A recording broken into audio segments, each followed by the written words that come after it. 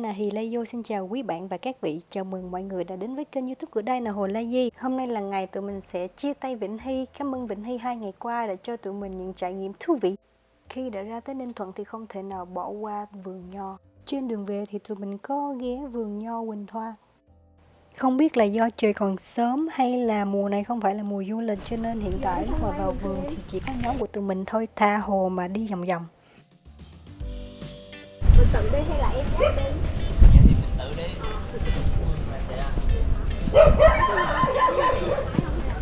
Có cái này là nho ngọt nó chua. Dạ mình thích cho mình hái thì nói gì ạ? 1.000 ký à? Mình hái đem ra đây cân. Dạ hái có. Trái nho rất to và rất ngọt, rất là ngon. Sau khi ăn thử vài trái thì mình đã quyết định sẽ mua một ít đem về làm quà. Bảo quay gì đi. Gì màu xanh thì sẽ có dọn màu xanh. Đi hái nho nha.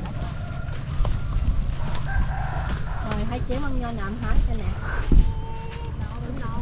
Hai chế không muốn ăn nho, hai chế chỉ muốn chụp hình với nho thôi, cho nên bây giờ Diệu sẽ đi hái nho một mình cùng với anh cameraman, đó là anh Thiên Béo.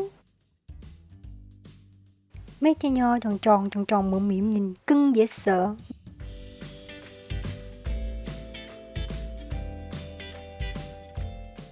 Ý, có nho khô kìa, có ai muốn ăn không?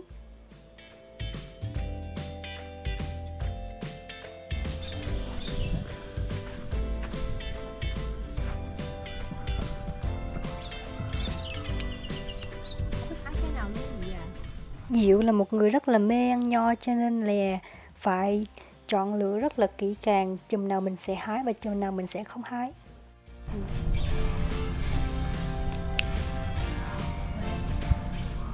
Mình chỉ hái những chùm mà nó chín đều hết một chùm, chứ còn nếu mà có một số trái còn xanh xanh thì mình sẽ không hái.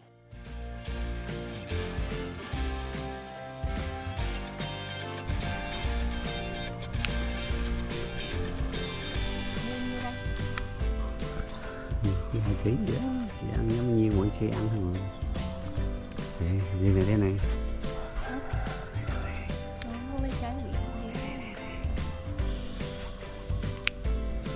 Một ký gì vậy?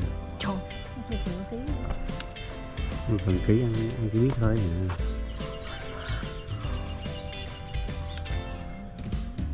Nhưng mà phải đỏ ngon.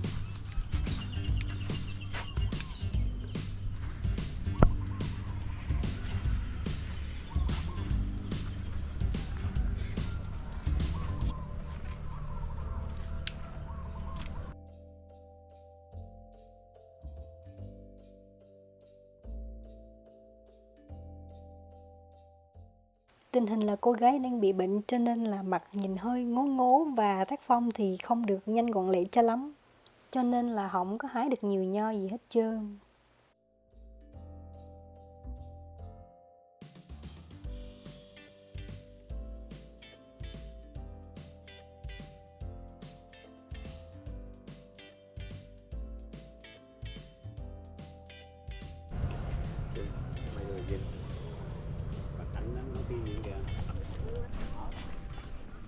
Bây giờ thì chúng ta sẽ di chuyển qua vườn táo. Lúc đầu nghe táo thì Diệu tưởng nó là trái bom, bởi vì bên Mỹ trái bom là trái táo. Chín hết rồi phải không hay là sao? Diệu táo xanh là Diệu nè. Ôi chú cha, sao cái giọng nó đàn ông dữ vậy ta? Bự rồi. Cái ăn nó nhăn này là nó còn sống rồi. Nên chị mà Hái táo mà nghe tiếng như vậy là biết hái sai cách rồi. Trời vậy đi hái táo lừa cũng mệt quá hả? Ồ, Bự ngon quá. Bỏ lấy cái giò đi bà. giỏ. Em coi cái trái gì tao em. cái sau á. Ngoài gì tao. Dạ. Cái nào mà căng hết vậy là chín nè. Gì ăn thử trái ngọt. Hình như mùa này rất ngọt á. Ngọt. 7 rổ. Ủa nho này thì bao nhiêu ký? Tự lên xe. Hơi tiếc là không có đem theo muối tôm, chứ muối tôm mà chấm với táo này là ui chu cha, tại con bò bậy luôn nha quý vị. cái kiểu mà trắng trắng trắng lợt á. Mai làm kia nè. Ngọt hả? Mê, có người chơi mới đi mê. Thấy mua ngoài chợ ngọt lắm. Mua ngoài chợ nó không dính bằng cái này đâu. Cái giọt không? Mở cái hồi rồi còn rửa. Rượu. Ở ngoài chợ là ta bán kiểu cá nó gần chín tát rồi. Nếu như mà chín á, để qua ngày thứ hai là nó bị Nó hiểu hả? Lên men. ăn ra cái mùi khác, cho nên là họ không dám bán cá chín mà. Nghe bên cái dừa kìa. Dừa bên phía này. Nùi luôn á. Nhìn lựa đi. Hai kia này khi mình ra mới đùn kỹ vậy. Chỉ là mình trải nghiệm thôi chứ. Được lúc vậy đó mày. Thích thì mình ra chợ mình mua cái 40.000 chứ đâu. Còn ai vô bên đây tự trải nghiệm, tự đi kiếm quán ngon mình ăn cái này. Với lại chú ý này, khi mà mình hái á, nhiều khi có 2 trái nó sẽ có một cái cuốn chung. Là thường mình hay rứt một cái là đi hết 2 trái. Bây giờ mình đây này, cái ngón tay này. Đẩy lên là nó ra. Người ta cũng kỹ thuật. Anh đi hái không, em quay cho. Là mình hái. Thường là khách họ hái á, không có biết á, là hái rất là nhiều. Cho nên là mình sẽ để chủ Đây là cảnh hồi này cô Đai này Lê Vô đã sai cắt. Nhiều khách mà họ biết hái à, họ không cần hỏi gì hết ấy. Ta quen là vô ta rước thì ra tất nhiên không biết gì hết. Mình ở trong kia, còn ở trong kia, còn ở ta vô đây ta hất kìa rồi.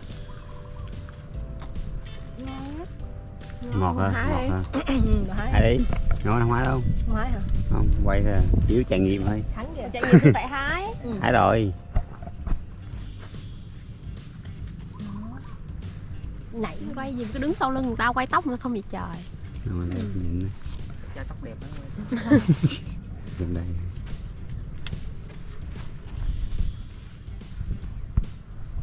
Rồi nãy giờ hái chết to.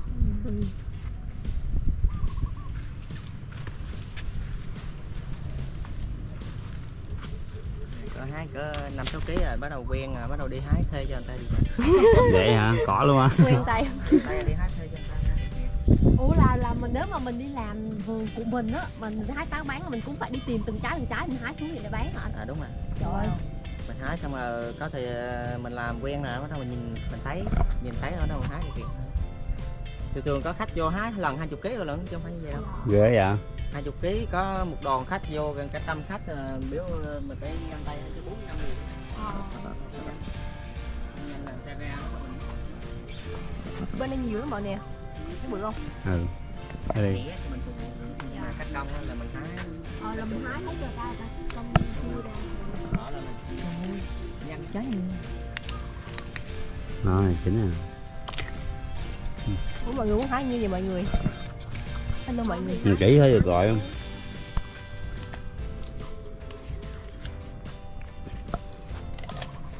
Gọn quá. Anh chị cũng vô đây cũng trúng cái chín chứ nhiều khi nhiều anh chị vô không có táo rồi mới đi. Thường mấy đợt trước là có táo to vậy nè. Dạ. To này. Lứa này lứa thứ 2 á, cho nên là ông ra nhiều quá, ông đậu nhiều quá là nó nuôi không có nở. Táo nở. Táo này mà nó thành to vậy luôn hả? Nó to vậy nè. Ngon ghê vậy? Để đo đi kiếm coi có trái nào núp núp. Tại khách họ lùng quá, họ vô họ biết cái táo rồi. Họ vô họ kiếm táo lứa họ ăn không à. Thường là dịp này là không có táo đâu, là cái lứa này mình trồng lên để mình phục vụ cho khách. Cho thì ra cái vườn chính của nó là dưới kia, dưới chỗ cái suối mình mới đi qua. Táo đó mình chặt để vô trong tháng 5 vô thì có lại. 2 trái. Đúng rồi, cái đó. Mà dù ghê thiệt, bệnh quá, vô đây tình liền. Đi hái nãy giờ ra mồ hôi hết đỉnh. Cho nên là mình đi trải nghiệm rồi sao? Hái thêm 1 trái 2 trái. Cái bự không có. Táo lớn mình tặng người ta bự. Đi nè. Rồi, được ha. Đó anh chị có tiền đây thì mình tới tiền đây luôn. Không có thì lấy tiền kia. Bên kia mình trả tiền Có gió. hồng kêu gió đây thì có nhau kêu gió. Nhờ kêu gió. Còn có 3 trái, còn trái là để lấy ra đây. Thôi, Ngọt. Cái vị đi mất hả? Thì đó ở bên Mỹ nó gọi là cotton candy á. vậy hả? Chưa ăn cái kiểu Trong khói còn các bạn. Ngọt liệm luôn. Đây nè, anh nè, để không có người ăn nữa mới lộn. Vị nó thơm. Thơm. Nho này là 120 lần, còn nho đỏ bên kia là 40. Ôi nho này sao bị giống như trứng cá vậy ta? Trứng cá. Ừ. Trứng cá. Ừ. Ngọt lắm. Hái xong rồi bây giờ thì mình sẽ ngồi đây thưởng thức các loại thức uống được làm từ nho và táo ở đây người ta làm luôn và ăn kèm với lại trái cây khô. Dạ, có mật làm từ nho kiểu gì có rượu á. Rượu không? Dạ rượu nha. Rượu là mình ủ lên men, còn cái Rượu mật là gì nha, mình kiểu. nấu nước đó mình nấu lên. Người. Ủ lên cũng mấy chai.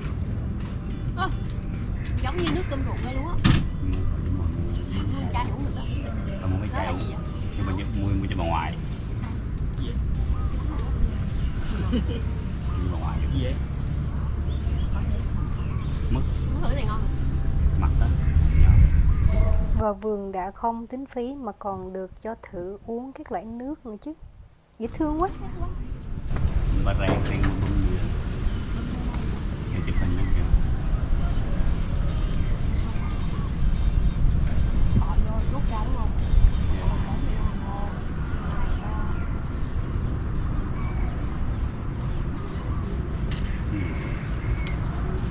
Giống như đâu bữa nào xăm gì đó. Ừ. Xăm cái công trường đó.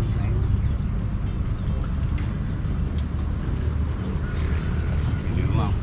Anh em hiểu cho ngoài trái. Ngoài trái. Này không đủ. Lên đây lên, tại lấy món sợi xuống đây luôn coi. Mình đã quyết định ghé vào đây là một quyết định rất là sáng suốt. Được ăn trái cây mình tự hái từ trên cây xuống rất là tuyệt vời. Bây giờ thì chúng ta sẽ đi về đi ăn trưa thôi. Đây là quán ăn mà trong video Bình Hy mình đã nhắc tới là chị Ngân nói quán ăn ở đây rất là ngon. Bởi vì khoảng 10 năm trước chị Ngân và gia đình đã tới đây ăn rồi. Đây nè.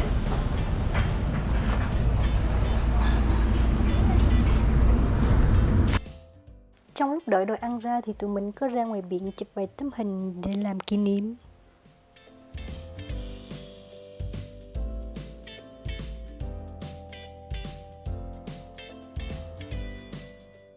Đây là điểm dừng chân kế tiếp của tụi mình, khu du lịch Bầu Trắng You and Me. Không giới hạn thời gian trong chụp hình. Còn không mình muốn lái từ đây luôn á thì nó giới hạn trong 20 phút. Ở đây ngoài leo lên xe chạy vòng vòng thì họ còn có dịch vụ cho mình là thuê đồ kiểu Mông Cổ chụp hình với lạc đà, nhưng mà tụi mình sẽ bỏ qua cái đó bởi vì mọi người đã hết sức rồi.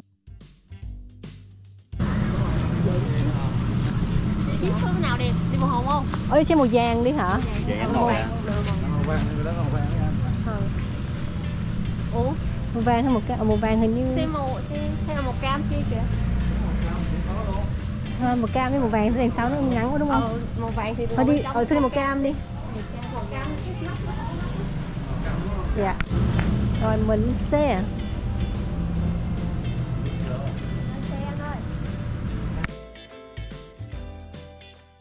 Diệu trong vai quay phim nên sẽ được ngồi trước.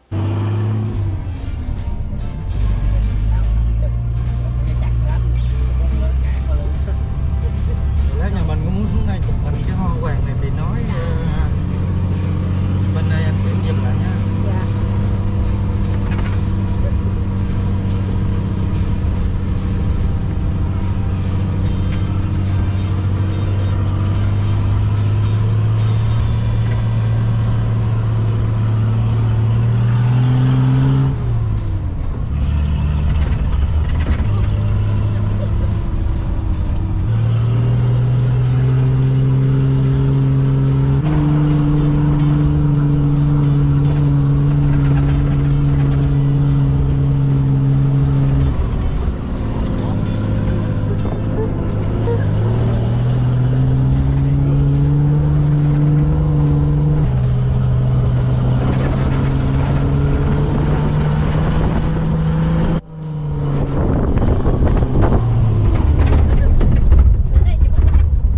Đây là điểm đầu tiên cho mình xuống tham quan chụp hình nhé.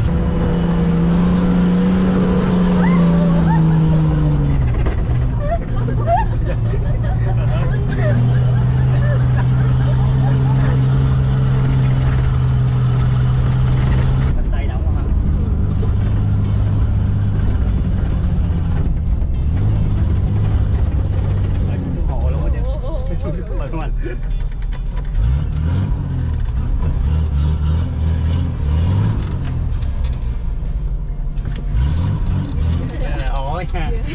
Ok. Ok được rồi.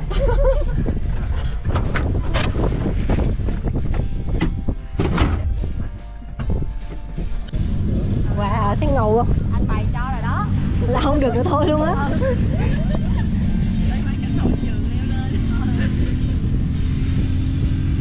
Hồi nãy ngồi sao? Đúng rồi. Nhìn ánh hả?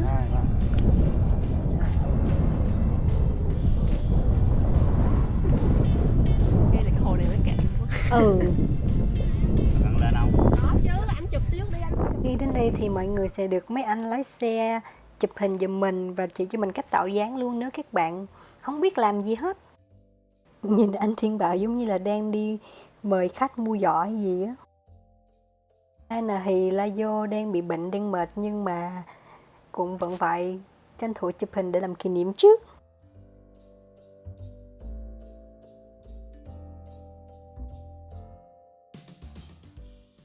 À, nếu mấy anh mấy em nào mà đang tìm bạn gái thì đừng có tìm nữa nha, cô ấy đang ở đây nè. Hello bé Khánh. Nếu mà 4 tụi mình mà thuê xe lái như những người này thì chắc vui lắm ha. Nhưng mà nhìn có vẻ sợ. Thôi, để cho người khác lái đi.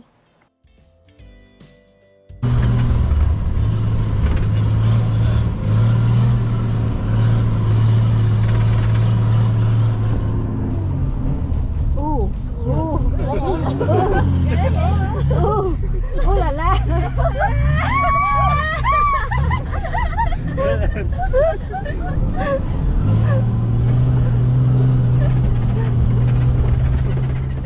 Nếu ai không muốn đi xe trải nghiệm cảm giác mạnh thì có thể đi bộ trên cát như ba vị khách Tây này nè. Trời lại bắt đầu rơi những hạt mưa, hên ghê có mỗi lần mà kết thúc cuộc chơi thì trời lại bắt đầu đổ mưa.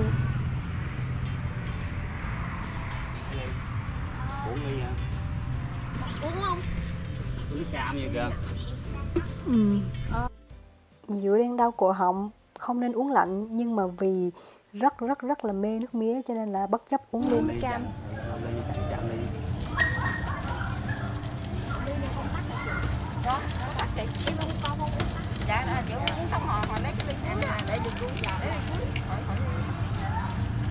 Lúc này là Diệu đã dùng hết công lực để biến cái ly nước mía từ đằng kia sẽ bay vào tay của mình. Mọi người hãy xem đây. Vô.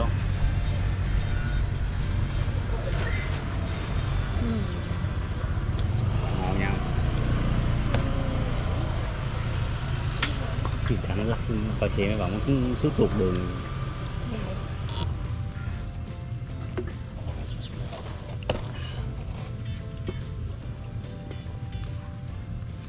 Chuyến đi chơi ở Vĩnh Hy đến đây là kết thúc rồi. Cảm ơn mọi người đã xem hết video này. Mọi người hãy like và subscribe nếu chưa đăng ký và để lại comment để đoán xem lần sau gia đình mình sẽ đi đâu tiếp theo nha.